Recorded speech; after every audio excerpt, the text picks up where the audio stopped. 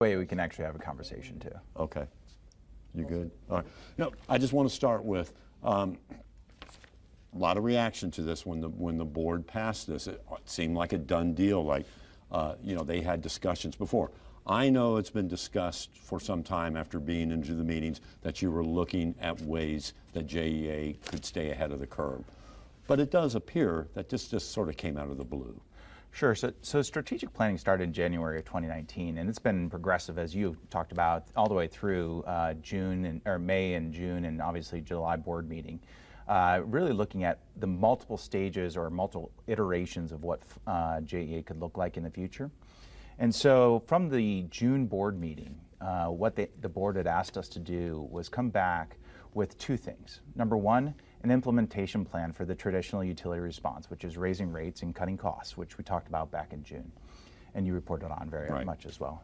And then the second was look at all the different ways that we could eliminate the constraints that are in front of JEA that inhibit us from participating in the competitive market around us in distributed solar, batteries, electric vehicles, all of those things.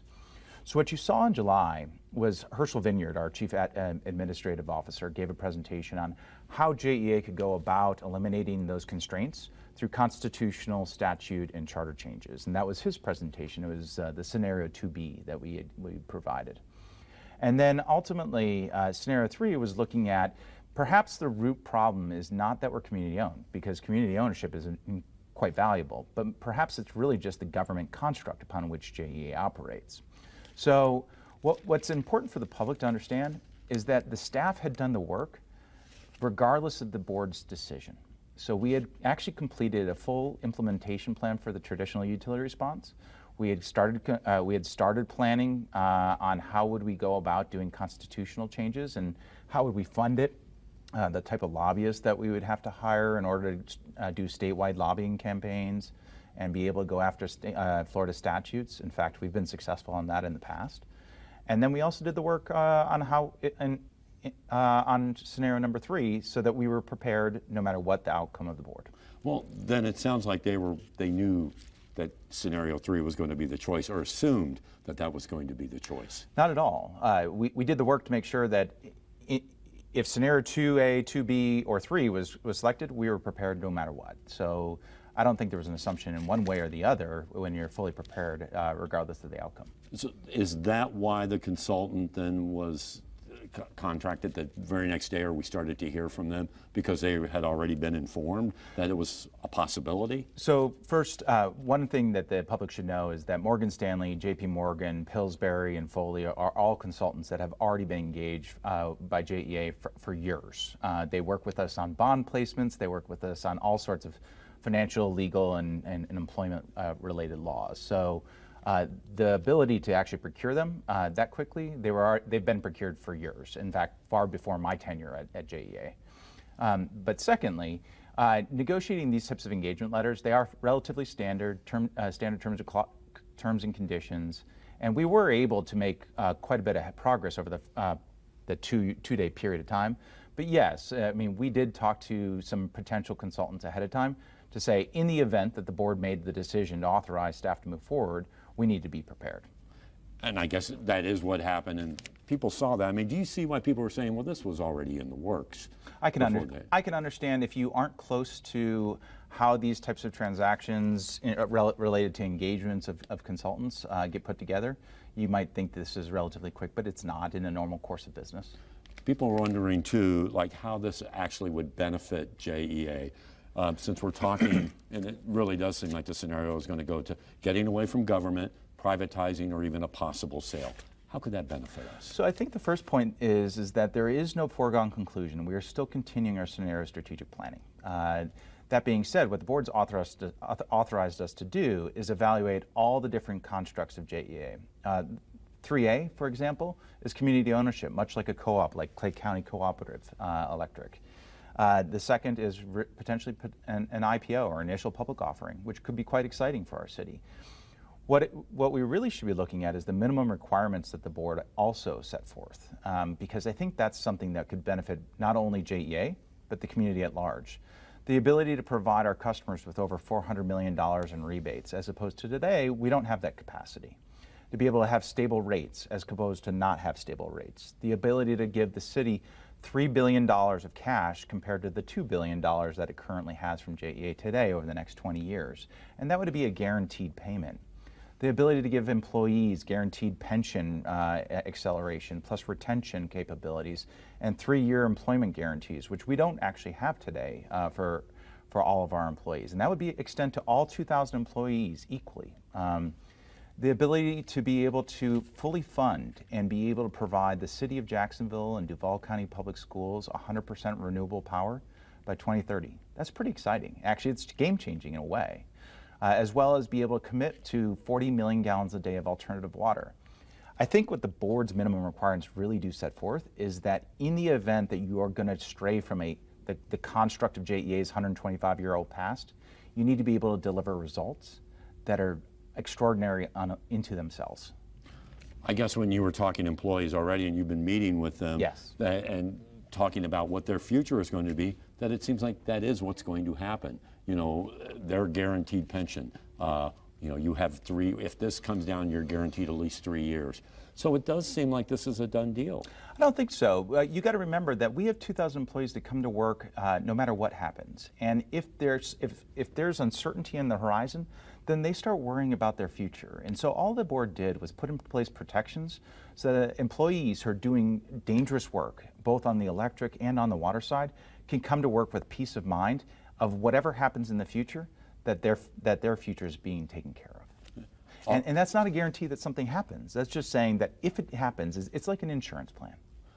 Already too, and some council members are raising questions as well, and you'll hear from them, like Councilman Gaffney this evening. Sure. He's basically saying that he believes this all came out of the blue. He goes, I thought we had settled like a year ago that they weren't in this big financial straits. And then suddenly we're hearing this. He goes, I have deep concerns about that. I want to look at the books. I want to see this too. We welcome that. And and that's what I'm saying. Do you think there's a lot of misinformation coming out there about what's happening here, or how do you think this is being perceived? So I think people that pay close attention to our board meetings for the last year aren't surprised at all. They see a very deliberate, methodical conversation that's being had by an executive team and a board about the future of JEA and what's best for our customers, our employees, our community, and the environment of Northeast Florida. For those that perhaps haven't been paying as close attention or they've been focused elsewhere, I could certainly understand how they need to be further informed, and we welcome that. We certainly welcome any city council member that would like to come sit down with us and talk to us about the work we've done with McKinsey. And we've actually given a lot of updates to city council members. Not only, I gave a presentation to the city council at the education session at JU not only a month ago, and literally talked to them about this exact issue. Also gave a presentation at city council chamber. It wasn't the chambers, but Captain Bowman had asked each one of the authorities to come in and give a mid-year update. Gave a very similar update of this is what we're looking at, the challenges that are ahead of JEA in terms of the changes in our market. We need to really be thinking about how do we remain relevant to the customer. And so, no, I disagree that it's came out of the blue, but it is certainly a complex issue that requires a studious mind. I got asked to, with the referendum that had passed and the changes that council made, that it will take a vote if it's going to be over 10%. Sure. I understand that. Do you think the public is ready for this? Like, if that comes to that choice of privatizing or making major changes in the way it's run, going away from government, will they really buy? Will they go for that? That's not my choice, but I do think it's important that the public has a vote if it ever were to get to that situation. That being said, look, the reality is we have a lot of work left to do to be able to present all the facts and data for you as an informed constituency to be able to make your own decision. And so by hiring Morgan Stanley and JP Morgan and Pillsbury and Foley, our goal is to be able to gather all of the facts so that we can come back and present that at a board meeting and ultimately to city council, and if need be, to the voter.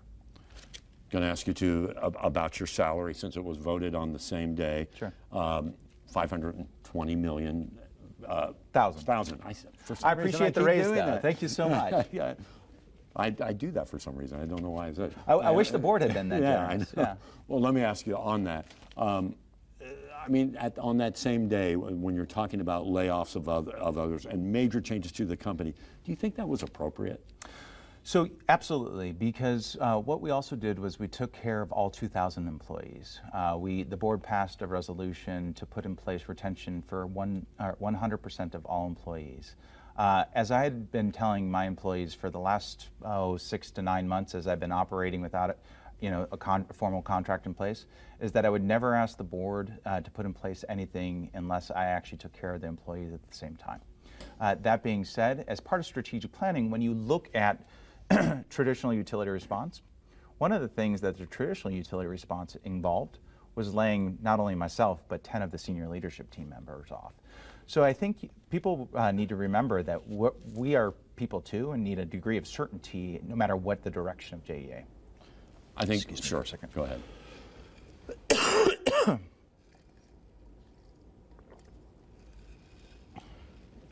I thought it was important, as you had mentioned too, that you looked back at your predecessor on this too, and it was the same salary?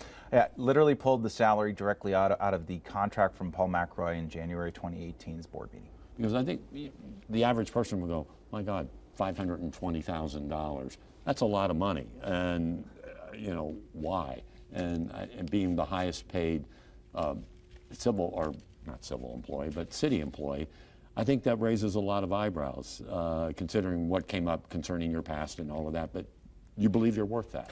I understand the scrutiny. What is really important for the public to understand is the board didn't just pick a number out of the hat. Ultimately, we went back to the prior CEO's contract from 2018. But the board had also commissioned a market study of industry average compensation of all CEOs, as well as every role in the entire JEA. And that 520 still falls within the 25th percentile of the market. And so I'm honored to be able to serve the community in JEA and be able to lead as long as the board allows me to. And I'm excited about it. You answered many of my questions. Is there anything I didn't ask you that you want to get across? That's a great question. I ask that the community engage in an open mind conversation about the future of JEA and how we remain relevant to all of our customers. At the end of the day, if you look at our May board meeting and you understand that the issues that we're facing related to distributed generation and electrification and even distributed water systems, our business has changed to a competitive market environment. And so all we're doing is having a very open and transparent conversation about what the potential futures of JEA might be.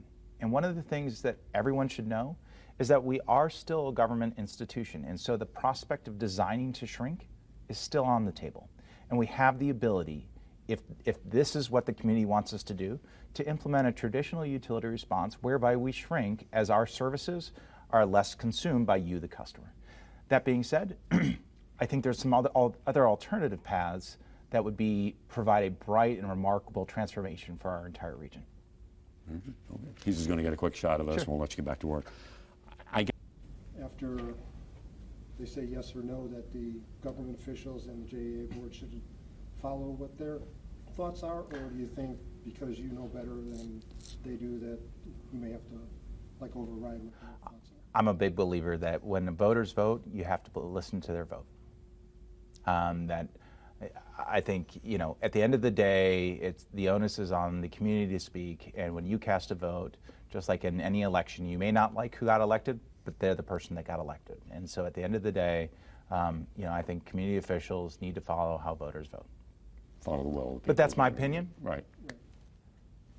All right.